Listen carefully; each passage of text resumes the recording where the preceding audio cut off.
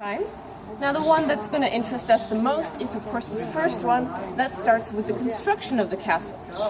So in the year 1150, so in the 12th century, this region here was controlled by a very rich, very prominent family of the time, the family of Savoy. This family decided to build a castle specifically here, and the history of the castle, in our case, can actually be found on one of the buildings here. Can anyone tell me what the most important building of a castle is? Basement. No? Tower. No, around the. Yes. Around The exact word for our tower in our case is the keep.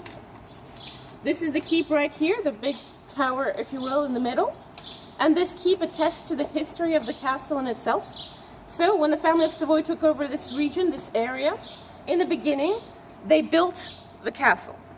And they built, obviously, the castle, including the keep, all the way up to where you see the little zigzag lines just beneath the windows. There's a little zigzag line that you can barely see now. They built it all the way up to there. And there's two reasons why they built a castle specifically here.